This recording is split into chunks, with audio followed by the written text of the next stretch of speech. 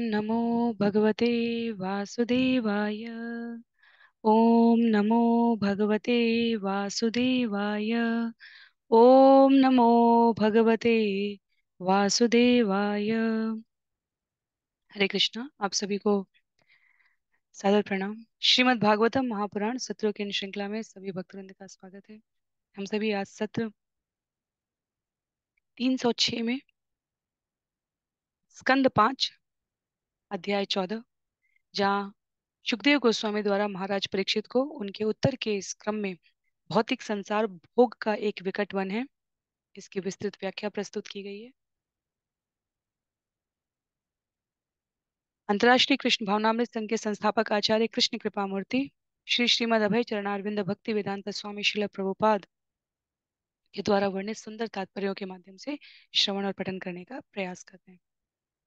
जैसा कि सत्रों का प्रारूप है, विषय वस्तु की संक्षिप्त पुनरावृत्ति और वर्तमान सत्र के लिए अवलोकन, तत्पश्चात मंगलाचरण और उसके बाद एक एक श्लोक का वाचन, अनुवाद और श्रील प्रभुपाद के तात्पर्यों से हम यहाँ पर भक्तों के संग में परस्पर वेद व्यास जी द्वारा रचित 18,000 श्लोकों का श्रवण और पठन करने का प्रयास करेंगे।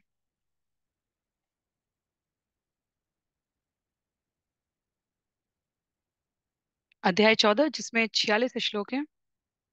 इस अध्याय की समाप्ति के पश्चात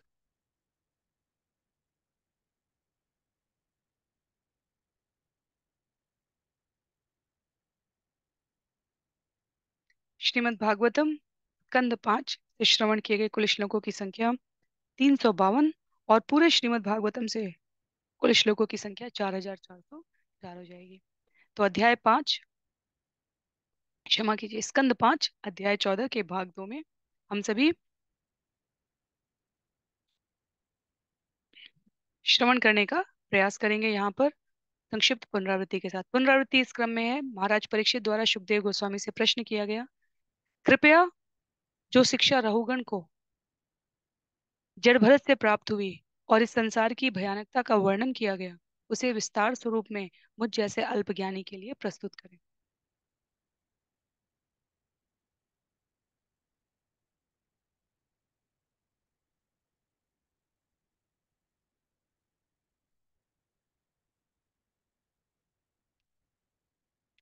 सुखदेव गोस्वामी द्वारा एक प्रथम श्लोक में ही जन्म से लेकर मृत्यु तक की संपूर्ण यात्रा का वृत्तांत, उसकी जीव द्वारा साधनों की, संसाधनों की उपयोगिता और अनुपयोगिता को व्यक्त करते हुए वर्णन कर दिया गया। श्लोक संख्या 2 से इस अध्याय में जो श्रील सुखदेव गोस्वामी प्रस्तुत कर रहे हैं, वो वास्तव में श्लोक संख्या 1 में वर्णित किए गए विषय का विस्तार स्वरूप है। तो सुखदेव गोस्वामी यहाँ पर समान संसाधन जो हमें मनुष्य शरीर प्राप्त करने के साथ प्राप्त हुए हैं, मिलने के साथ, हमें मनुष्य शरीर मिलने के साथ प्राप्त हुए हैं, उसे हम कैसे वर्गीकरण करें कि हम बुद्धिमानी युक्त तरीके से प्रयोग कर रहे हैं या असावधानी से प्रयोग कर रहे हैं। कैसे वर्गीकृत करें कि वो हमारे लाभ के लिए है या हम जो कार्य कर रहे हैं वो वास्तव में हमारी हानि ही कर रहा है। इस भेद बुद्धि को प्राणी मात्र के कल्याण के लिए विशद प्रकार से सुखदेव गोस्वामी द्वारा यहाँ प्रस्तुत किया गया है। तो आरंभ करेंगे मंगलाचरण से और उसके पश्चात एक एक श्लोक को हम श्रवण करेंगे।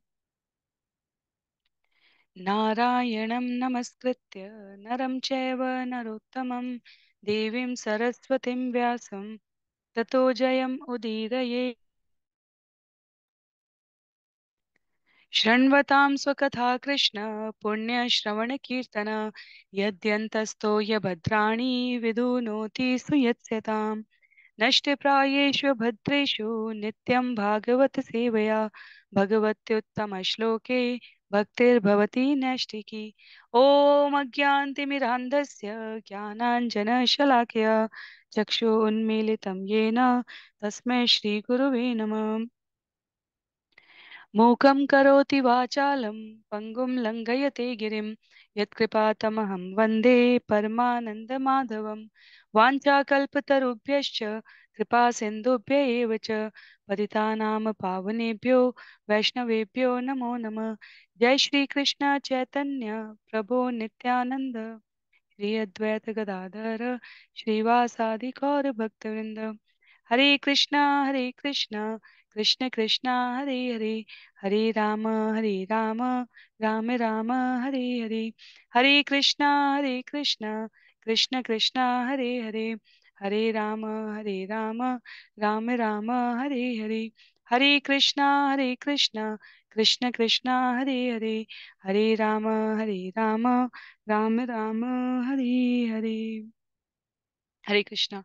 तो सभी भक्तवृंद को पुनः सादर प्रणाम। सत्र 306 में हम सभी स्कंद 5 अध्याय 14 भाग 2 में श्लोक संख्या 6 से आज श्रवण और पठन करने का प्रयास करेंगे। हमारे अध्ययन का स्रोत अंतर्राष्ट्रीय कृष्ण भावनामृत संघ के संस्थापक आचार्य कृष्ण कृपा मूर्ति श्री श्रीमद अभय चरणारविंद भक्ति वेदांत स्वामी श्रील प्रभुपाद द्वारा व्यक्त प्रस्तुत की गई सुंदर तात्पर्यपूर्ण व्याख्या है।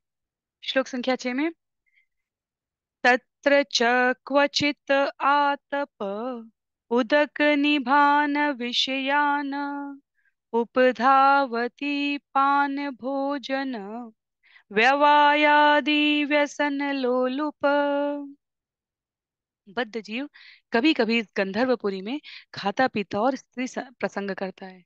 अत्यधिक लगाव के कारण इंद्रिय सुखों के पीछे वह उसी प्रकार दौड़ता है जैसे मरुस्थल में मृग मरीचिका के पीछे हिरण है। तो श्रील प्रभुपाद इसको तात्पर्य में कह रहे हैं। सुखदेव गोस्वामी के कहने का आशय यहाँ पर प्रकट रूप से इस बद्ध जगत में रहने वाला जीव अपनी इंद्रियों की इच्छा की पूर्ति के लिए जहां जिसने जो नया आउटलेट बता दिया, जहां जिसने जो नया एक्सपीरियंस अनुभव बता दिया, कहीं सर्विंग का डिफरेंस है, कहीं डाइनिंग का डिफरेंस है, कहीं एम्बियंस का डिफरेंस है, कहीं वातावरण, कहीं कैसे प्रस्तुतिकरण, कैसे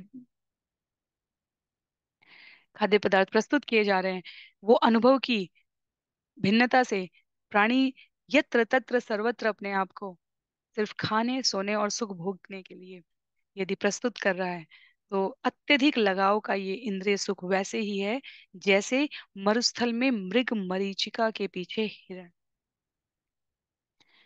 आचार्य बार बार कहते हैं इस भौतिक जगत में कोई सुख शाश्वत नहीं है, और यदि हम सुख के बिना रहना स्वीकार कर लें तो भी ऐसा नहीं है कि हमें सुख प्राप्त नहीं होगा। महर्षि वशिष्ठ ने स्पष्ट रूप से राजा भरत को, उस समय वो राजा भरत नहीं थे क्योंकि उनके कैकेयी द्वारा, राम कथा का जो प्रसंग है, कैकेयी द्वारा उनको राजा पद के लिए नियुक्त किया करने की अनुशंसा महाराज दशरथ द्वारा करवा दी गई थी। और जब भरत ने प्रश्न किया है तब वहां पर वशिष्ठ ने कहा हानि लाभ जीवन मरण यश अपयश विधि हाथ। तो यदि हम चाहें कि हम सुख से दूर रहें तो भी संभव नहीं है, यदि हम चाहें कि हम दुख से दूर रहें तो भी संभव नहीं है। तो व्यवहारिक दृष्टि से क्या किया जाए? व्यवहारिक दृष्टि से कहा जाए हम अपने आप को अनासक्त रख सकते हैं। उदाहरण, सुदामा जब कृष्ण को भेंट अर्पित करने के लिए गृह में पर्याप्त अन्न नहीं है और पड़ोसी से याचना करके लेकर जाके भगवान को अर्पित किया जा रहा है, तब भी सुदामा की भक्ति में कोई भिन्नता नहीं थी। और जब लक्ष्मी सहस्त्र शत संभ्रम सेव्य मानम, हजारों हजार दास दासियों से युक्त वैभवपूर्ण महल भगवान ने उस झोपड़ी के स्थान पर सुदामा को प्रदान कर दिया, तब भी सुदामा के जीवन चरित्र में वर्णन आता है। इसी श्रीमद् भागवतम में वर्णन आएगा आगे कि सुदामा के जीवन चरित्र में कोई अंतर नहीं आया। तो सुख और दुख अपने क्रम के अनुसार आते रहेंगे। हमें व्यवहार कैसा करना है जिसमें सच्चरित्रता हो, सदाशयता हो, भगवान के प्रति भक्ति के लिए पर्याप्त समय देने का हमारा भाव हो, और किसी भी प्रकार की शारीरिक मानसिक कार्मिक मलिनता कलुषता ना हो। श्लोक संख्या 7 में क्वचित च अशेष दोष निषदनं पुरीश विशेषं तत्वर्ण गुण निर्मितमति सुवर्णम उपादितति अग्निकाम कातरेव उन्मुख पिशाचम। कभी कभी जीवात्मा स्वर्ण के नाम से पहचाने जाने वाले पीले मल की वांछा करके उसको पाने के लिए दौड़ता है। यह स्वर्ण भौतिक वैभव एवं ईर्ष्या का साधन है, और इसके कारण जीवात्मा अवैध यौन संबंध, द्यूत, मांसाहार तथा मादक द्रव्यों के सेवन में तत्पर होने में समर्थ होता है। रजोगुणी व्यक्ति स्वर्ण के रंग से उसी प्रकार आकृष्ट होते हैं जिस प्रकार वन में जाड़े से ठिठुरता मनुष्य दलदल में दिखने वाले प्रकाश को अग्नि समझ लेता है। इतनी कठोर उपमा और उदाहरण सुखदेव गोस्वामी द्वारा विषय बिल्कुल स्पष्ट रूप से हमारे हृदय में धस जाए, मस्तिष्क में अंकित हो जाए, इसलिए कहा जा रहा है। स्वर्ण की तुलना यहाँ पर पीले मल से करने का औचित्य ये है कि ये वास्तव में इतना त्याज्य होना चाहिए हमारे जीवन में, व्यवहारिक रूप से आवश्यकता के रत्ती मात्र भी अधिक नहीं होना चाहिए। इतनी स्पष्टता तब आती है जब हम अपने लक्ष्य के प्रति केंद्रित रहते हैं, गुरु के मार्गदर्शन में और भक्तों के संग में। महाराज परीक्षित यहाँ बैठकर कथा सुन रहे हैं सुखदेव गोस्वामी से, क्योंकि उनके भूतकाल में, हालांकि उनका उनके साथ जो कुछ भी हुआ है वो भगवत इच्छा के अनुरूप उन्होंने स्वयं को निमित्त के रूप में, पार्षद के रूप में व्यक्त किया है भगवान की कथा को आगे बढ़ाने के लिए। इस क्रम में उन्होंने अपने आप को प्रस्तुत किया है। और यदि हमें स्मरण हो तो कलयुग को 4 स्थान देने के बाद जो धर्म का नाश करने के लिए पर्याप्त है, धर्म के हानि करने के लिए पर्याप्त है, 5वां स्थान स्वर्ण में दिया था। और यहाँ पर सुखदेव गोस्वामी, परीक्षित महाराज नहीं कह रहे हैं, सुखदेव गोस्वामी कह रहे हैं, स्वर्ण वास्तव में स्वर्ण के नाम से पहचाने जाने वाले नीले मल की तुलना की गई। इतना हमारे लिए त्याज्य होना चाहिए। क्यों? क्योंकि ये स्वर्ण भौतिक वैभव एवं ईर्ष्या का साधन है। इसके कारण तो कलयुग के लिए स्वर्ण में स्थान कहा गया। और वास्तव में धन लोलुपता से ही जीव, जिसके पास धन ही नहीं रहेगा, वो मादक द्रव्य और अनेकों प्रकार की कुसंगति में जाने के लिए भी, nothing is free of cost, कुछ भी हमें यहाँ पर फ्री नहीं है इस जगत में। इसीलिए कई बार लोग अपना वैभव प्रदर्शन करने के लिए बड़ी से बड़ी ब्रांडेड मद्यपान की वस्तु उपलब्ध कराते हैं कार्यक्रमों में, आयोजनों में। ये निकृष्टता है। श्रील प्रभुपाद की भाषा में ये कलयुग का प्रभाव है। तो रजोगुणी व्यक्ति स्वर्ण के रंग से जैसे आकृष्ट होता है, वो वास्तव में उसकी किस प्रवृत्ति को दिखाता है? जैसे कि यदि कोई जाड़े में ठंड से ठिठुर रहा हो और उसे दलदल में जो प्रकाश दिख रहा है उसे वो अग्नि समझ बैठे। श्रील प्रभुपाद ने यहाँ तात्पर्य में भी कहा है कि जब कलयुग ने कहा था कि आपने मुझे सारे त्यक्त स्थान दिए हैं, आपके राज्य में धर्म है, कोई प्रजा का कोई प्रजा, कोई नागरिक द्यूत गृह में, वधशाला में, मदिरालय में, वैश्यालय में क्यों आना चाहेगा? कोई ऐसा स्थान दें जो किंचित तो सम्माननीय हो, सम्मान के योग्य हो। और स्वर्ण का स्थान दिया था महाराज परीक्षित ने, प्रारब्ध के प्रभाव में आकर। स्वर्ण में 4 प्रकार के तत्व पाए जाते हैं, परमार्थ, दूर दूर तक जिनको करने की जीवन में अभिलाषा है उनके लिए कहा गया अनावश्यक संचित स्वर्ण से अपने आप को विरक्त रखना चाहिए। अन्यथा स्थिति कैसी रहेगी? स्थिति वैसी ही रहेगी जैसे सांसारिक प्राणी को मायावी प्रकाश आकर्षक लगता है, वैसे ही स्वर्ण का प्रकाश जीवन की नियमितताओं को हर लेता है। पुनः कृष्ण भावनामृत के लिए प्रयोग किया गया कोई भी साधन स्वीकृत है, और भक्ति के लिए जो व्युत्क्रमी हो, अपोजिट हो, ऐसा कोई भी साधन हमें त्याज्य रखना चाहिए। श्लोक संख्या 8 में, अथ कदाचित निवास पानीय द्रविणानेक आत्म उपजीवना जीवन अभिनिवेश एतस्याम संसार अटव्याम इत तत परिधावति। कभी कभी यह बद्ध जीव रहने के लिए वास स्थान खोजने एवं अपने शरीर की रक्षा के लिए जल तथा धन प्राप्त करने में लगा रहता है। इन नाना प्रकार की आवश्यकताओं को जुटाने में संलग्न रहने के कारण वह सब कुछ भूल जाता है और भौतिक अस्तित्व के जंगल में निरंतर इधर उधर दौड़ धूप करता रहता है। तो वणिक, जो व्यापारी का उदाहरण दिया गया था, जंगल में प्रवेश करता है किसी जिज्ञासा के अंतर्गत, किसी लोभ पिपासा विषय विषय वासना इच्छा पूर्ति के लिए, कुछ और प्राप्त हो सके, इस क्रम में इस जगत में एक बार जीव आता है और उसके पश्चात उसे इस जगत से निकलने का मार्ग नहीं पता चलता। तो नाना प्रकार के संसाधनों को जुटाने के कारण सब कुछ भूलकर इस भौतिक जगत के जंगल में निरंतर इधर उधर दौड़ धूप कर लेता है। कई बार आचार्य कहते हैं, कई बार हमें स्वयं का आत्म अवलोकन करना चाहिए। जीवन यापन करने के लिए जितनी आवश्यक परिस्थितियां, आवश्यक संसाधन है, यदि वो उपलब्ध है, तो हमारी ये वृथा की दौड़ किस उद्देश्य से है। एक बहुत प्रासंगिक उदाहरण नहीं है, लेकिन छोटी सी कहानी है जिसमें एक मछुआरे के लिए कहा जाता है। ये बहुत उपयुक्त उदाहरण नहीं है, पर फिर भी जो इसका व्यवहारिक बोध है वो हमें परिचित कराएगा कि भाव क्या है। वृथा की दौड़ किसे कहा जा रहा है संसार में। एक मछुआरा अत्यंत मेहनत करके समुद्र के किनारे निवास स्थान था, जीविका उपार्जन करता था। गृहस्थी बहुत ही संयमित थी, एक संतान थी, पति पत्नी और संतान का जीवन सुगमता से, जितना धन आता था उससे व्यवहार पूर्वक सम्यक संसाधनों की उपलब्धता से चल रहा था।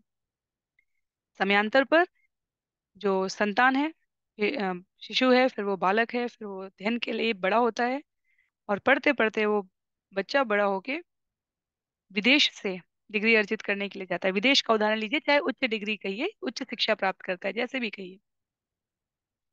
भाव को थोड़ा उसको प्रगाढ़ करने के लिए जैसे मैंने श्रवण किया है, मैं उसको सरलतम कहने का प्रयास कर रही हूँ।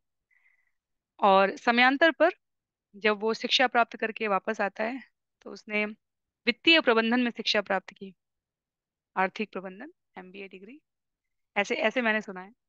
तो इस संदर्भ में समझना चाहिए कि मछुआरा पूरा जीवन भर समुद्र के किनारे मछलियां से जीवन ना जीविकोपार्जन करते व्यतीत कर रहा है। जो बालक है उसको उसने पढ़ने का सम्यक अवसर, समुचित संसाधन उपलब्ध कराया, वो उच्च शिक्षा प्राप्त करके आता है। फिर वो अपने पिता को इस प्रकार व्यापार करते हुए देखता है, प्रतिदिन का बेचना, प्रतिदिन का खाना, प्रतिदिन के लिए, घर के लिए, पर परिवार में शांति, खुशहाली, और उसी परिवार से उसने पढ़ लिख के अपने आप को उस स्थान पर अ, स्थापित किया था। पर जब उसने पिता का आज का अब इस प्रकार अब शिक्षा प्राप्त करने के बाद जब वो आके इस व्यवहार को देखता है, तो वो कहता है कि आप कुशल प्रबंधक नहीं है, आपको अपने इस रोजगार को व्यापार का स्वरूप देना चाहिए। इंडस्ट्रियल, औद्योगिक स्तर पर हमें मछली उत्पादन करना चाहिए, हमें इसके लिए कुछ लोन लेना चाहिए, हमें इसके लिए कुछ कर्मचारियों को रखना चाहिए, हमें इसके वितरण के लिए, मुद्रण के लिए हमें प्रयास करना चाहिए, डिस्ट्रीब्यूशन के लिए रिटेल स्टोर से, आउटलेट से ऐसे हमें कांटेक्ट करने चाहिए। तो जो पूरी श्रृंखला होती है, सप्लाई चेन, उसको हमें स्थापित करने का प्रयास करें, तो हम अपने इस रोजगार को एक उन्नत व्यवसाय का स्वरूप दे सकते हैं। क्योंकि आप इस क्षेत्र में एक्सपीरियंस हैं, तो आप अपनी इस गुणवत्ता का प्रयोग कर सकते हैं। और क्योंकि मैं प्रबंधन सीख के आया हूँ, तो मैं आपको ये बता सकता हूँ। पिता ने मुस्कुराहट से सुना, उसके पश्चात कहा, फिर क्या करेंगे। फिर उन्होंने कहा कि फिर हम व्यापार बढ़ाएंगे। बोले फिर क्या करेंगे। फिर बोले उससे हमें अधिक धन की प्राप्ति होगी। बोले फिर उस अधिक धन से क्या करेंगे। बोले उससे हम अत्यंत साधन संपन्न हो सकेंगे, हमारा परिवार, हमारा बड़ा घर हो सकता है। फिर बोले फिर क्या करेंगे। बोले फिर उम्र के संबंध में क्या होगा। फिर आप वृद्ध होने लगेंगे। बोले फिर क्या करेंगे। बोले फिर एक बड़ा सा फार्म हाउस ले लेंगे। बोले फिर क्या करेंगे। बोले कि उसके पश्चात बोलते हैं कि फिर मैं कहीं बीच हाउस पे जाके आराम से जीवन यापन करेंगे, और जो आपकी भावी लोग हैं वो इस व्यापार को संभालेंगे। और पिता ने मुस्कुराते हुए कहा, मैं अभी भी फार्म हाउस में रह रहा हूँ, अभी भी बीच के किनारे रह रहा हूँ, और अभी भी सम्यक तरीके से परिवार को नियोजित करते हुए अपनी साधना जप पर ध्यान रखा हुआ हूं। तो विषय ये नहीं है कि ये बहुत ही बुद्धिमत्तापूर्ण उत्तर था या नहीं था? विषय यहाँ पर जो प्रासंगिकता है, जो महत्व है इस कथा का, वो सरलतम शब्दों में इस अर्थ में है कि वास्तव में एक निश्चित समय के पश्चात, संसाधनों की उपलब्धता के पश्चात, हम अपने समय का किस प्रकार से प्रयोग कर रहे हैं। व्यापार करना बुरी आदत नहीं है। व्यापार करना बहुत ही अच्छी बात है। श्रील प्रभुपाद ने इसको सदैव समर्थन किया है। व्यापार करने, अन्यों को रोजगार देना जिससे उन्हें साधनों को प्राप्त करने में कठिनाई ना हो, बहुत उन्नत है। पर अपना व्यक्तिगत लक्ष्य यदि बीच हाउस पर आके समुद्र के किनारे आकर आराम करना हो, कहीं अ, समुद्र की लहरों को देखना हो, तो मछुआरे का उदाहरण ये है, ये व्यक्त करने के लिए कि वो तो हमारे पास सदैव से रहता है, पर हम वास्तव में उसकी उपयोगिता किस अर्थ में करते हैं, ये अंतर है। तो बिल्कुल रूप से समुन्नत तरीके से व्यापार करने की आवश्यकता है। अन्यों को रोजगार देना है, अपने समय का एक निश्चित भाग हमें अपने पुरुषार्थ पर व्यय करना है। पर हमारी आत्मिक उन्नति के लिए हम कितना अवसर दे रहे हैं, हमारा शरीर धीरे धीरे क्षरण होता जा रहा है, इसके लिए हम कितना प्रयास कर रहे हैं, अन्यों को हम किस प्रकार से संलग्न कर रहे हैं इस आध्यात्मिक प्रगति के मार्ग पर। ये हमारे जीवन का उद्देश्य है, ये असली लक्ष्य है। और इसकी विस्मृति नहीं होनी चाहिए भौतिक साधनों की को जुटाने के इस क्रम में।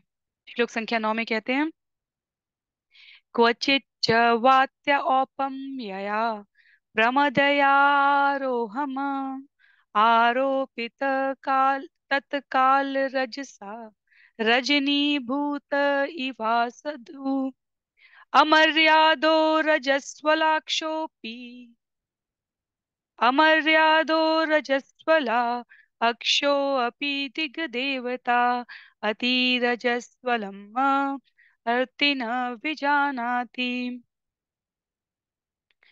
कभी कभी यह बद्ध आत्मा धूल के बवंडर से अंधे के समान स्त्री की सुंदरता को देखता है, जिसे प्रमाद कहा जाता है। इस प्रकार से अंधा होकर वह सुंदर स्त्री की गोद में जा बैठता है। उस समय उसके विवेक पर भोगेक्षा विजय पाती है। इस प्रकार वह वासना से प्रायः अंधा हो जाता है और काम जीवन के समस्त नियमों का उल्लंघन करने लगता है। उसे यह ज्ञान ही नहीं रह जाता कि उसके इस उल्लंघन को अनेक देवता देख रहे हैं। इस प्रकार वह भवितव्य दंड को देखे बिना अर्धरात्रि में अवैध यौन सुख का आनंद लेता है।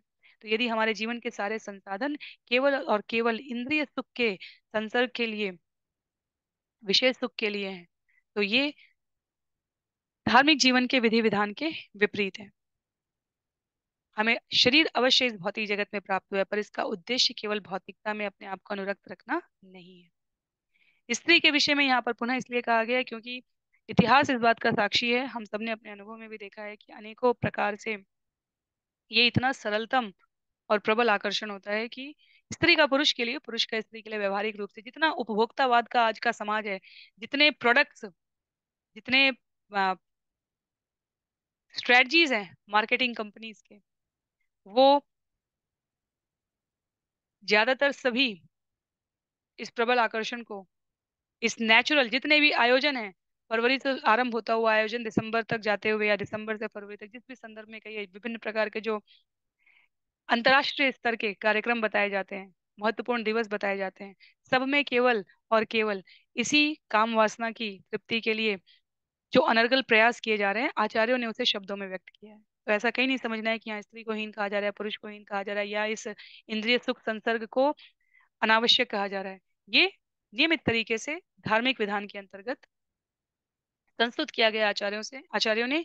इसकी अति इस भौतिक जगत में भी हमारे लिए कष्टप्रद है, और आध्यात्मिक जगत में भी ये हमारे हानि का कारक बनता है। इसलिए इसको इस रूप में यहाँ पर स्पष्ट किया गया है।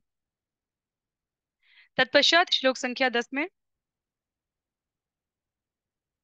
क्वचित सकृत अवगत विषय वैतथ्य स्वयं पर अभिध्यानेन विभ्रंशित स्मृतितया एव मरीचितोय एव मरीचितोय प्रायान् तानेव अभिधावति।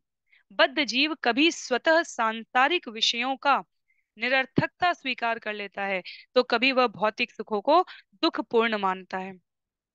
फिर भी अपनी उत्कट देहात्म बुद्धि के कारण उसकी स्मृति विनष्ट हो जाती है, और वह पुनः पुनः भौतिक सुखों के पीछे वैसे ही दौड़ता फिरता है जैसे मरुस्थल में मृग मरीचिका के पीछे मृग है। तो सुखदेव गोस्वामी यहाँ पर पुनरावृत्ति कर रहे हैं अपने इस उदाहरण की, मृग मरीचिका के पीछे हिरण की। हमें ये स्मरण रखना है कि ये सामान्य जीवों को कोई डांट फटकार नहीं है, ये कठोर सत्य का प्रस्तुतिकरण है। और ऐसा नहीं लगना चाहिए कि पिछले 2-3 सत्रों से इस भौतिक जगत की निरर्थकता की बात की जा रही है। वास्तव में भौतिक जगत तो निरर्थक ही है, पर बुद्धिमान व्यक्ति वो है जो इस निरर्थकता में से अपने लिए सार्थक तत्व ढूंढ ले। बुद्धिमान उसे ही कहा जाता है। कोयले की खान से हीरे ढूंढने वाले जो सबसे बड़े व्यापारी, 1878 के आसपास के समय की बात है, सबसे बड़े व्यापारी, अ, जो प्रेरणादायक पुस्तकें हैं उनमें उनका उदाहरण लिया जाता है, मुझे बस नाम अभी के लिए विस्मृत हो रहा है। उस समय के समय काल में 1878 79 के समय उनका जो इंटरव्यू है उसमें पूछा गया कि आपकी सफलता का स्रोत क्या है। उस समय वो 10,000 कर्मचारियों से युक्त कंपनी चलाते थे। मुझे बस नाम स्मरण नहीं आ रहा है, आप में से किसी को स्मरण हो तो आप बता सकते हैं।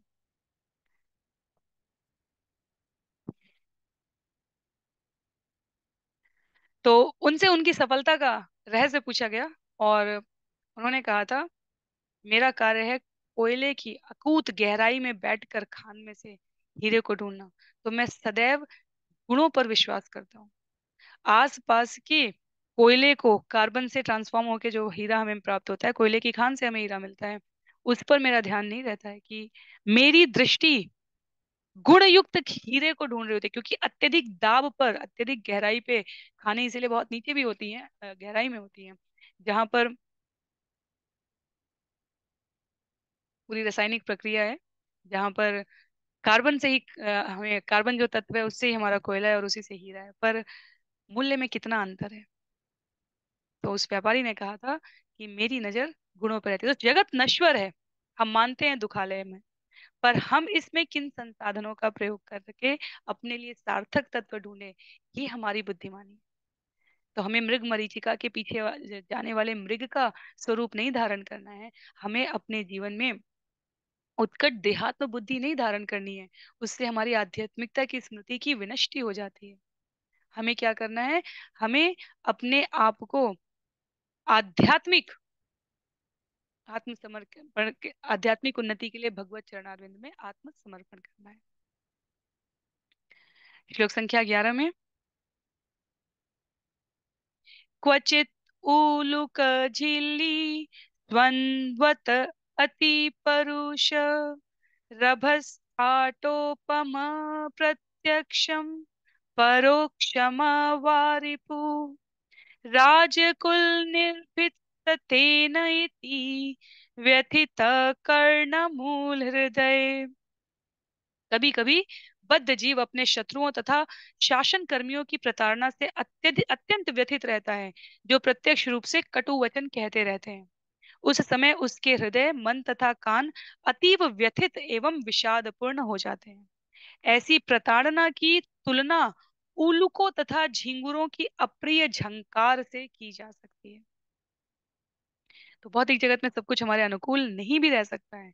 इस संसार के अनेकों शत्रुओं में प्रत्यक्ष और अप्रत्यक्ष रूप से आलोचना करके जो इन्हें लगता है कि हमें सुखी और दुखी बना रहे हैं, जिनके सामने हम अपनी प्रतिक्रिया तो व्यक्त करना चाहते हैं, पर कहीं पद अधिक है उनका, कहीं उनका सामर्थ्य अधिक है, हम अपने मन के अभिभावों को व्यक्त नहीं कर पाते।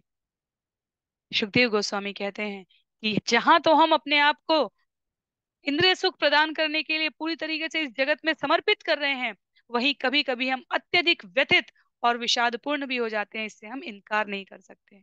तो क्या है, ये कष्ट क्यों आ रहे हैं, ये आलोचना, ये विषादपूर्ण परिस्थितियां क्यों आ रही हैं। श्लोक संख्या 12 में, त यदा दुग्ध पूर्व सुकृत तदा कारस्कर काकतुंडादि अपुण्य ध्रुमलता विशोत्पान वत उभय अर्थ शून्य द्रवीणान् जीवत मृतान् स्वयं जीवत प्रियमाणुपधावती। पूर्व जन्मों में पवित्र कर्मों के कारण बद्ध आत्मा को इस जीवन में भौतिक सुविधाएं प्राप्त होती हैं, किंतु इनके उपरांत समाप्त हो जाने पर वह ऐसी संपदा तथा धन का सहारा लेता है। ये पूरी पंक्ति दोबारा पढ़ेंगे हम लोग। पूर्व जन्मों में पवित्र कर्मों के कारण बद्ध आत्मा को इस जीवन में भौतिक सुविधाएं प्राप्त होती हैं, किंतु इनके समाप्त हो जाने पर वह ऐसी संपदा तथा धन का सहारा लेता है जो न तो इस जीवन में न ही अगले जीवन में उसके सहायक होते हैं। इसलिए वह जीवित मृत तुल्य मनुष्यों का, जिनके पास ये वस्तुएं होती हैं, सहारा लेना चाहता है। ऐसे लोग अपवित्र वृक्षों, लताओं और विषैले कुओं के सदृश हैं।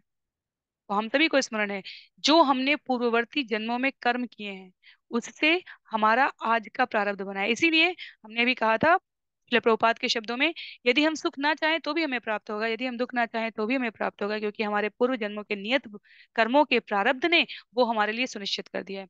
हमारा वर्तमान हमारे भविष्य के प्रारब्ध को बना रहा है।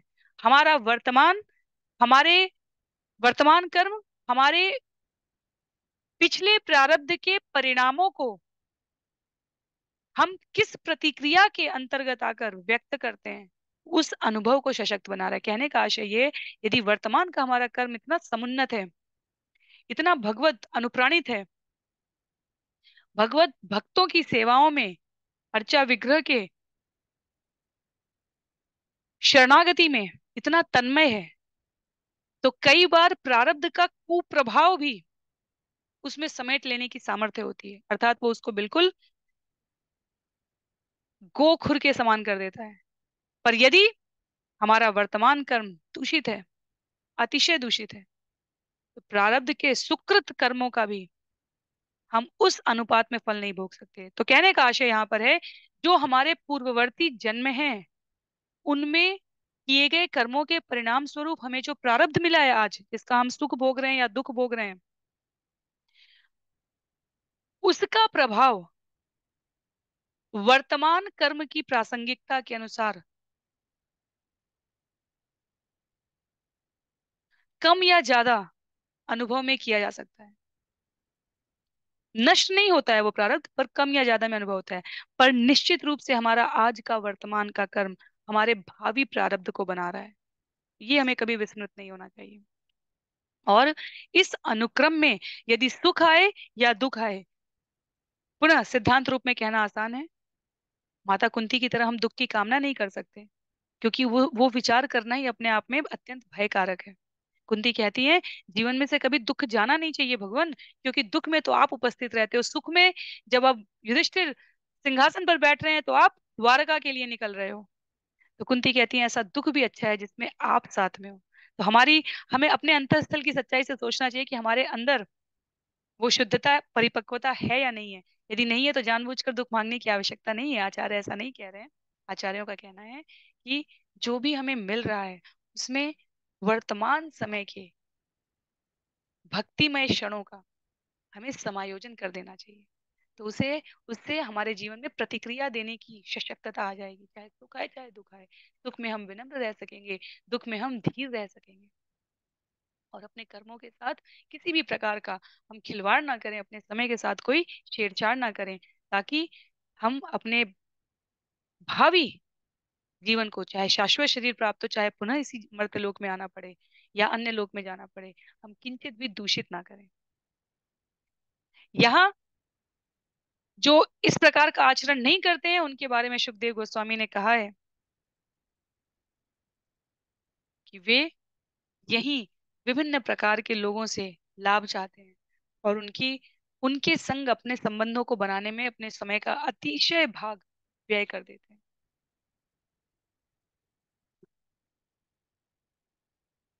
हमारे इस्कॉन के आचार्य कहते हैं, श्रील प्रभुपाद के शिष्य परम पूजनीय आचार्य कहते हैं, जब जीव इस भौतिक जगत में स्वतंत्र रहने की कामना करता है तो उसे भगवान के चरणों में परतंत्र रहना चाहिए। और यदि वो भगवान के चरणों से अपने आप को स्वतंत्र कर देता है तो इस भौतिक जगत में हर स्थिति और परिस्थिति में परतंत्र नजर आता है। इसी संदर्भ में यहाँ पर कहा है कि वो सहारा लेना चाहता है, अपवित्र वृक्षों, लताओं और विषैले कुओं के समान है जो। तो जंगल के रूपक में विषैले कुएं, लता और अपवित्र वृक्ष हैं। हम सबके लिए व्यवहारिक जगत में ऐसे लोग हैं जैसे जिन्हें लोन शाह कहते हैं हम, धन की कमी हुई तो अधिक ब्याज पर धन उठा लिया, और जब वो हमारा खून चूस कर उस धन को हमसे वापस मांगेंगे, तो उस कष्ट का वर्णन नहीं किया जा सकता। धन होता तो फिर ब्याज पर लेने की आवश्यकता क्यों थी? धन लौटाने की क्षमता होती तो व्यक्ति क्यों न लौटाता?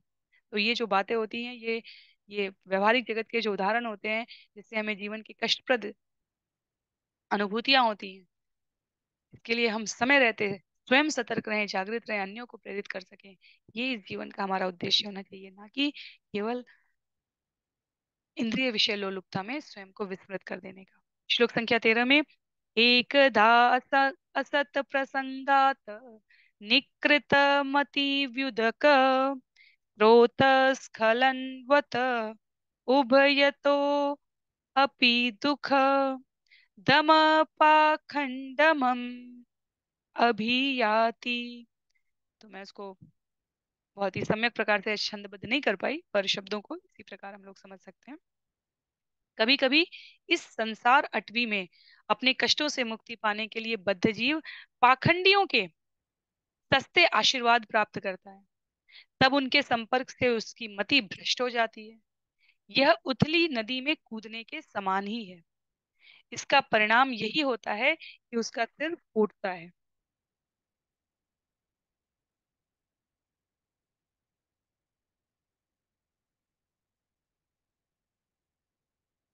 इस प्रकार वह गर्मी से प्राप्त दुखों को शांत करने में समर्थ नहीं होता, तथा दोनों ओर से उसकी हानि होती है। यह दिग्भ्रमित बद्ध जीव तथाकथित साधुओं एवं स्वामियों की भी शरण में जाता है, जो वेद विरुद्ध उपदेश देते हैं, किंतु इनसे उसे न तो वर्तमान में और न भविष्य में ही लाभ प्राप्त होता है।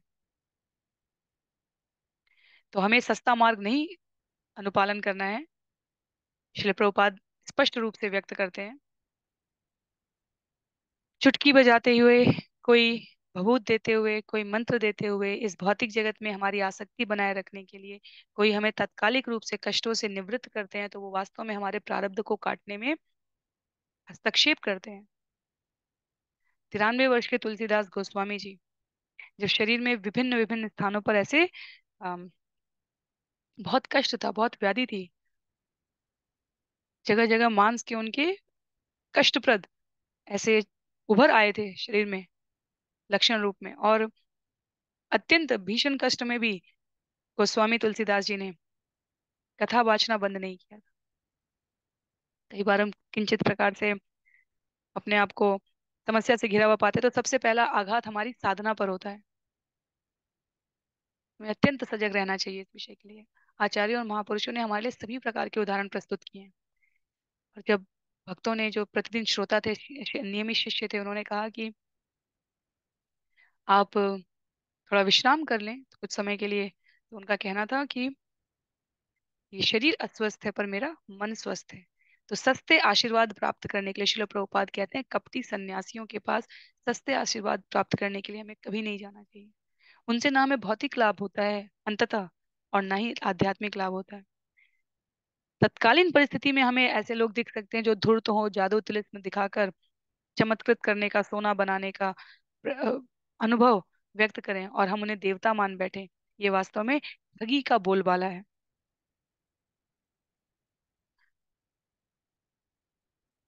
और ये सत्य है, ऐसा नहीं है कि इसमें योगियों की या प्रवंचकों की, जो सिद्ध योगी हैं, उनका उनका असम्मान किया, उनका अपमान किया जा रहा है, ऐसा नहीं है। ये वास्तविकता है। हर दूसरी गली नुक्कड़ पे हमें कुछ ऐसे अनुभव मिलते रहते हैं। इनसे हमें बचने का प्रयास करना चाहिए। विश्वनाथ चक्रवर्ती ठाकुर का स्पष्ट मार्गदर्शन है सच्चे गुरु का वर्णन करते हुए। संसार दावा नलिरे लोका प्राणय कारुण्य घन घन त्वं प्राप्त से कल्याण गुणर्नवास्य वंदे गुरु श्री चरणारविंदम।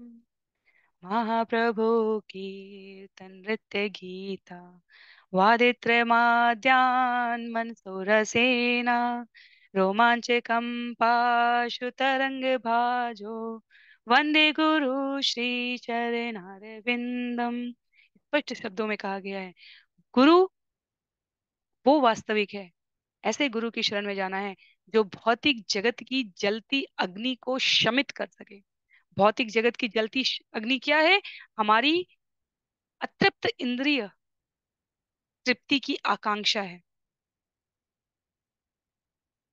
ऐसे स्वामी, ऐसे योगी जो हमें आध्यात्मिक प्रगति की ओर उन्नत ना करके भौतिक जीवन में तथाकथित रूप से कष्ट कम करने के लिए साधन उपलब्ध करा रहे हैं,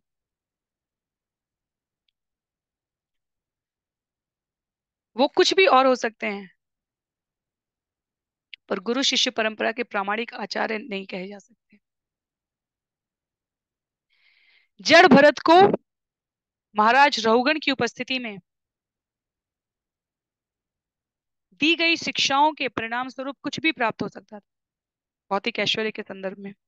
लेकिन यहाँ श्रील सुखदेव गोस्वामी के वर्णन में हमने श्रवण किया, उन्होंने किसी वस्तु की ना तो रहुगण ने अपने सार्थक शब्दों की भेंट समर्पित की है उन्हें, केवल और केवल इतना मात्र, और ना जड़ भरत द्वारा ऐसी कोई मांग की गई है। तो ये जगत की नश्वरता यदि हमें भगवत प्रेम की शाश्वतता की ओर प्रेरित नहीं कर रही है, तो कितनी भी क्षमता युक्त सामर्थ्य से भरा हमारा जीवन हो, वास्तव में ये बिना मोल का है। अमूल्य का अर्थ यहाँ पर ये नहीं है कि बहुत मूल्य है इसका, बिना मोल का है। श्लोक संख्या 14 में कहा गया है, यदा तू पर बाधया अंध आत्मने न उपनमति तदा ही पितृपुत्र बर्हिष्मत पितृपुत्रान् वास खलु भक्षयति।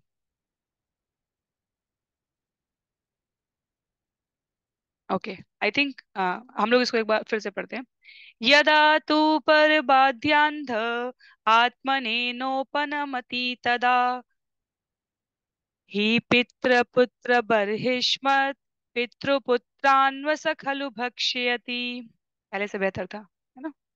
बद्ध जीव जब अन्यों का शोषण करते रहने पर भी इस भौतिक संसार में अपना निर्वाह नहीं कर पाता, तो वह अपने पिता या पुत्र का शोषण करने का प्रयत्न करता है और उसकी संपत्ति हर लेता है, भले ही वे अति महत्वहीन क्यों ना हो। यदि वह पिता पुत्र या किसी अन्य संबंधी की संपत्ति नहीं प्राप्त कर पाता, तो यह उन्हें सभी प्रकार के कष्ट देने के लिए उद्यत हो उठता है। तो बद्ध जीव का स्वभाव है शोषण करना, क्योंकि इंद्रियां आत्मा का शोषण कर रही हैं। तो जीव का स्वभाव है, प्रयास पूर्वक इस स्वभाव से हम बचते हैं। इसलिए भक्त बनने के क्रम में कहा जाता है हम स्वभाव से दयालु होते हैं, स्वभाव से हम कृतज्ञ होते हैं, स्वभाव से हमारे जीवन में अनर्थक वस्तुओं के संग्रह की प्रवृत्ति को शमन करने का अभ्यास होता है, यदि हम भक्त बनने का प्रयास कर रहे हैं। लेकिन भौतिक जगत में जो सामान्यतः बद्ध जीव हैं, पिता के रूप में वो जब साधन संपन्नता से हीन होता है, तो पुत्र के ऊपर अनेक प्रकार के मनोवैज्ञानिक दबाव, सामान्य परिस्थितियों में जहाँ कृष्ण भावनामृत चेतना नहीं है, जहाँ शाश्वत तत्व नहीं है, वहां ऐसा होता है कि पिता द्वारा पिता अर्थात माता पिता अभिभावक कहा जा सकता है, संतान केवल पुत्र के लिए नहीं, पुत्री के रूप में भी अभिभावकों द्वारा संतान के रूप में, संतान द्वारा अभिभावकों के रूप में अपनी अक्षमता होने पर भौतिक संसार में अपना निर्वाह नहीं कर पाने की असमर्थता में परस्पर शोषण होता है। संतान अभिभावक का, अभिभावक संतान का करेगी। वह इस प्रकार के मनोवैज्ञानिक तथ्यों को प्रस्तुत करने का प्रयास करेंगे, जैसे कि यदि कोई अपने लिए जीवन यापन कर रहा है तो वो संसार का सबसे घृणित पात्र वाला व्यक्ति हो। तो इसलिए यहाँ पर श्रील प्रभुपाद कहते हैं कि इस कलयुग में विशेष रूप से ये अत्यधिक प्रभावित रहेगा, प्रभावित करने वाला तत्व रहेगा। और यदि भक्ति नहीं है तो समस्त प्राणी नरक के गर्त की ओर बढ़ते जाएंगे और एक से एक घृणित कर्म करेंगे। किस लिए?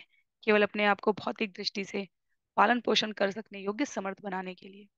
श्लोक संख्या 15 में, क्वचित आसाद्य गृहम, क्वचित आसाद्य गृहम दाव वत प्रिय अर्थ विधुरम असुख ऊर्ध्वकम शोकाग्नि दह्यमानो भृशम निर्वेदमुपगच्छति। इस संसार में गृहस्थाश्रम दावाग्नि के तुल्य है।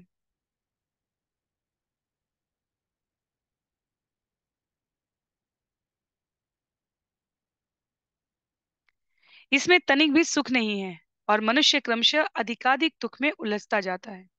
पारिवारिक जीवन में चिरंतन सुख के लिए कुछ भी अनुकूल नहीं होता। गृहस्थाश्रम में रहने के कारण बद्ध जीव पश्चाताप की अग्नि से संतप्त रहता है। कभी वह अपने को अभागा मानते हुए कोसता है, तो कभी वह कहता है कि पूर्व जीवन में शुभ कर्म ना करने के कारण ही वह कष्ट का भागी बन रहा है। तो कई बार ज्ञान इस प्रकार से भी हमारे जीवन में प्रकट होता है। कई बार अनेक इस प्रकार के सत्रों को श्रवण करते करते हमारे जीवन में ये शब्द स्मरण हो जाते हैं हमें। और जब परिस्थितियां अपने अनुकूल नहीं दिखती हैं, तो हम परिवारीजन को, संबंधियों को, मित्रों को, बंधु बांधवों को, उनको कोसना आरंभ कर देते हैं। मेरे पिछले जन्म के कर्म ऐसे होंगे कि मुझे ये प्राप्त हुआ। ये हिंसा है। ये वास्तव में हिंसा है। ये ज्ञान हो जाना कि हमारे जो, क्योंकि अभी पिछले 2 सत्र पहले भी, और रहुगण और जड़ भरत की वार्ता में, या अभी सुखदेव गोस्वामी और महाराज परीक्षित की इस वार्ता में भी ये कहा जा रहा है कि गृहस्थी, परिवारीजन, ये सब अम, हिंसक पशु हैं, लुटेरे हैं, दस्यु हैं। तो जब हम इस प्रकार की बातें सुन लेते हैं, पर हमारे आचरण में पवित्रता नहीं आती है, तो ये अनुभव है। ऐसे व्यक्ति हमें अपने आसपास बड़ी आसानी से दिख जाते हैं, जो ये सुन लिया उन्होंने सिद्धांत रूप में, तो अपने व्यवहार को नहीं परिवर्तित करेंगे, अपने पर आश्रित जीवों को कहेंगे मेरे कर्म ऐसे हैं कि मुझे तुम मिल गए, या तुम मिल गई, या ऐसा शब्द यहाँ पर जैसे प्रयोग हुआ है उसी को यथावत रूप में हम व्यवहार में अगर कहें, तो अपने आप को अभागा मानते हुए कोसेंगे।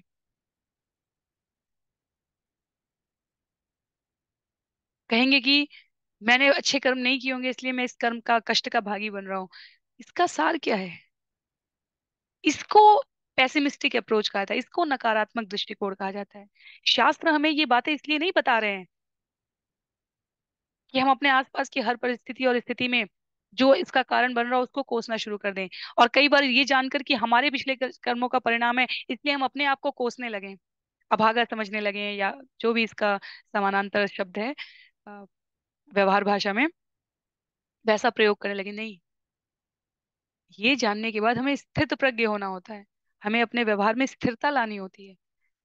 हमें लंबी सांस खींचकर, यदि परिस्थितियां अनुकूल ना दिखें, उसमें क्या करनी है और अकरनी है उसका अंतर करके व्यवहार करना होता है। क्योंकि यदि हम कोस रहे हैं, यदि हम अपने आप को खराब बता रहे हैं, यदि हम अन्यों को खराब बता रहे हैं, तो अंततः वो हमारे लिए किसी लाभ का नहीं है। एक्शन पॉइंट क्या है, करने क्या जा रहे हैं हम, वो अंतर लाता है। श्लोक संख्या 16 में सुखदेव गोस्वामी कहते हैं,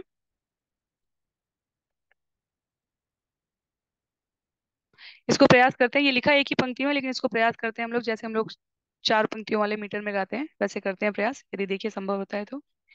क्वचेत काल विषमी विषमेत राज कुल रक्ष साप्यत प्रियतम धना सुप्र धना सुप्रम्रे तक इव विगत जीव लक्षणे लक्षण आस्ते क्वचित् काल विषमेतराज कुल रक्ष सापयत प्रियतम अधना सुप्रमृतक इव विगत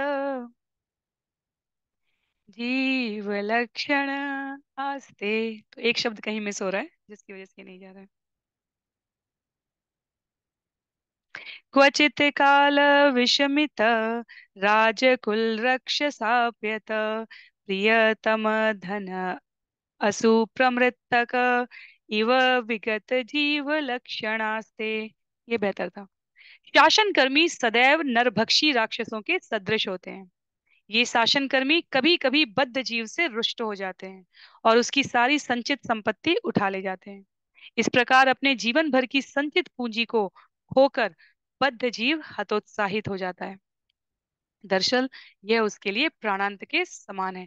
तो जो विभिन्न प्रकार के जैसे केस सिनेरियोज होते हैं, हम विभिन्न प्रकार की दृश्यों का अवलोकन करके कोई भी प्रोडक्ट लॉन्च होता है किसी मार्केट में, कहीं भी हम कोई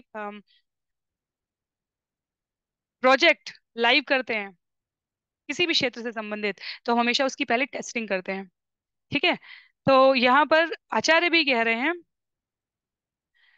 सुखदेव गोस्वामी महाराज परीक्षित को, जो कुछ भी पॉसिबल सिनेरियोज हैं लाइफ में, जो कुछ भी व्यवहारिक रूप से घटित होने वाली घटनाएं, स्थितियां या परिस्थितियां हैं, उन सबको यहाँ प्रस्तुत कर रहे हैं। तो कह रहे हैं कभी कभी ऐसा भी हो सकता है कि हम बहुत प्रयास करके धन अर्जन कर रहे हो, परिवार भी अच्छा हो, पिता पुत्र संतान अभिभावकों के मध्य किसी प्रकार का संघर्ष भी ना हो, सब अच्छे से रह रहे हो, पर यदि शासन नहीं है अच्छा, तो क्या होगा? नरभक्षी राक्षसों के सदृश आकर वो जीवन भर की संचित संपत्ति उठा के ले जाते हैं। वो भी हमारा अनुभव होता है। तो जीव पुनः हतोत्साहित हो जाएगा।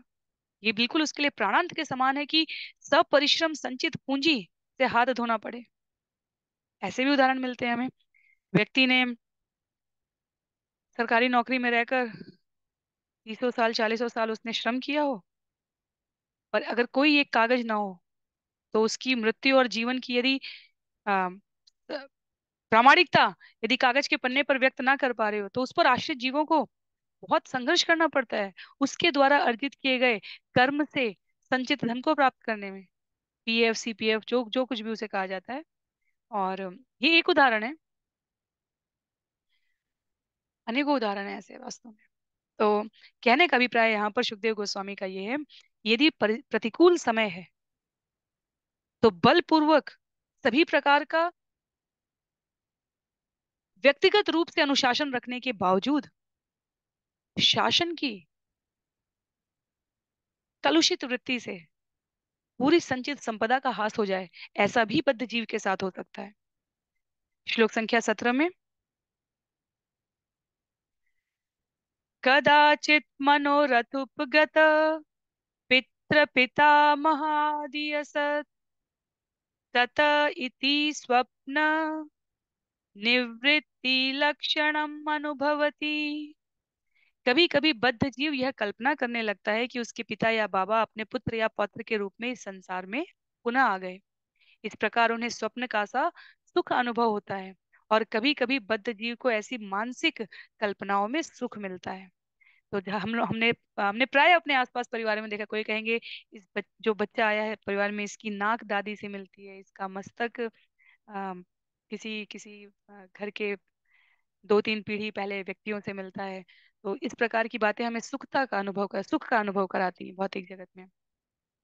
और हम जीव वापस कहाँ से आया इस ज्ञान के लिए नहीं आकृष्ट होते, कैसे वापस आ गया। यदि 2-3 पीढ़ी बाद वापस आ सकते तो 2-3 पीढ़ी तक कहाँ थे? मिलते जुलते शारीरिक लक्षणों के साथ आत्मा आ गई है यदि पुनः, तो बीच का समय कहाँ था? इस ज्ञान की प्राप्ति कहाँ से होगी?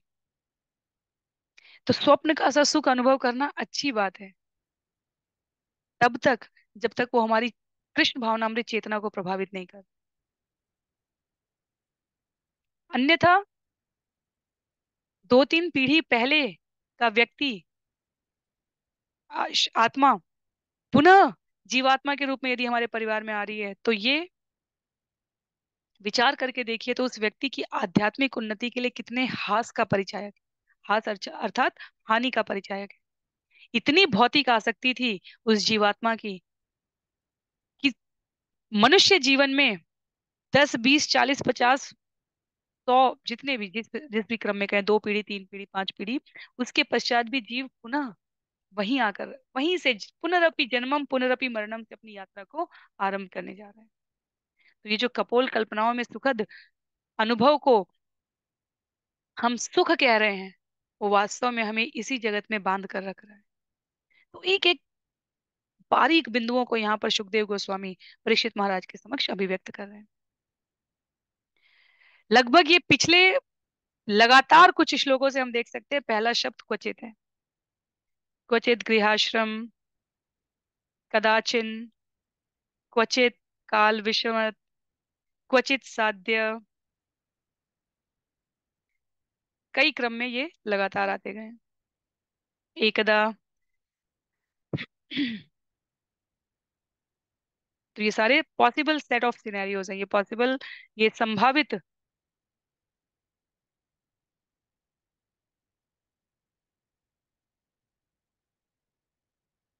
परिस्थितियां जो एक जीव इस भौतिक जगत में रहकर अनुभव कर सकता है, वो है। श्लोक संख्या 18 में, इसे आज का संभवतः हम अंतिम श्लोक रखते हैं आज के सत्र के लिए हम लोग। क्वचिद् गृहाश्रम कर्म चोदन अतिभर्गिरिम् आरुरुक्षमाण लोक व्यसन कर्षित मना कंटक शर्कराशित्रम प्रविशन इव सीदति। गृहस्थ आश्रम में नाना प्रकार के यज्ञ तथा कर्मकांड, विशेष रूप से पुत्र पुत्रियों के लिए विवाह यज्ञ और यज्ञोपवीत संस्कार करने होते हैं। ये सभी गृहस्थ के कर्तव्य हैं। ये अत्यंत व्यापक होते हैं और इनको संपन्न करना कष्टदायक होता है। इनकी उपमा एक बड़ी पहाड़ी से दी जाती है, जिसे सांसारिक कर्मों में संलग्न होने पर लागना ही पड़ता है। जो व्यक्ति इन अनुष्ठानों पर विजय प्राप्त करना चाहता है, उसे पहाड़ी में चढ़ते समय कांटों तथा कंकड़ों के चुभने से होने वाली पीड़ा का सा अनुभव करना होता है। इस प्रकार बद्ध जीव को अन्य अत्यंत यातनाएं सहनी पड़ती हैं।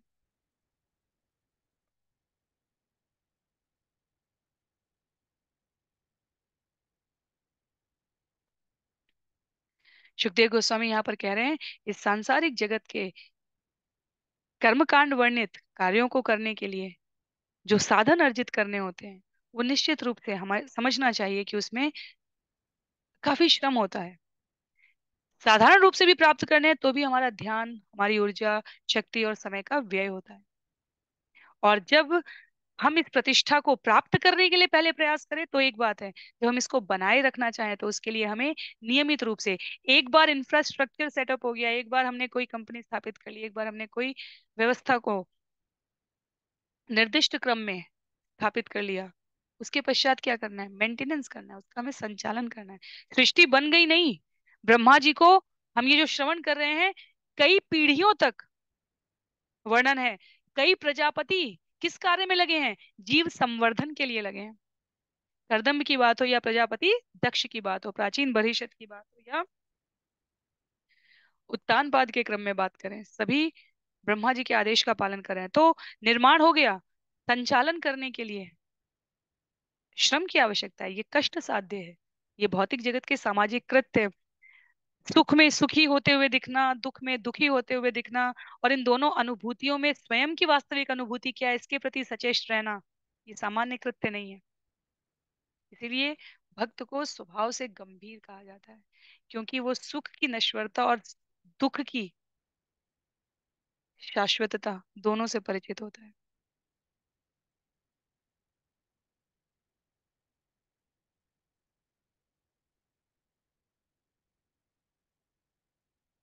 प्रहलाद महाराज का सुंदर श्लोक है यहाँ पे, स्कंद 7 अध्याय 5 श्लोक संख्या 5 में। आगे आप प्रहलाद महाराज का पूरा पूरा वृत्तांत हमारे सामने आने वाला है। अभी तक हम लोग सिर्फ उनको उदाहरणों के लिए या किंचित श्लोकों के लिए प्रयोग कर रहे हैं, पर श्रील प्रभुपाद यहाँ पर उल्लेख करते हैं उसका, कि कैसे इस सांसारिक जीवन में फंसकर कांटों की चुभन जैसा अनुभव होता है। इस गृहस्थाश्रम की या सांसारिक जीवन की शैली को बनाए रखने के लिए जिस धनार्जन हेतु हमें श्रम करना पड़ रहा है, वो वास्तव में इस भौतिक जगत का असली, इस मनुष्य जगत का, मनुष्य शरीर का असली उद्देश्य नहीं है। इस श्लोक को हम लोग आगे भी रखेंगे। हाँ, श्लोक संख्या 18-19 से हम लोग अगले सत्र में श्रवण करने का प्रयास करेंगे। आज के लिए सत्र को यहीं पर समाप्त करते हैं। श्रील प्रभुपाद की जय, श्रील गुरुदेव की जय, अनंत कोटि वैष्णववृंद की जय, श्रीमद् भागवतम महापुराण की जय। आप में से सभी भक्तों को भी बहुत बहुत धन्यवाद, जिन्होंने किसी बाधा रहित, विघ्न रहित सत्र आयोजित होते रहे उसके लिए प्रार्थना की है।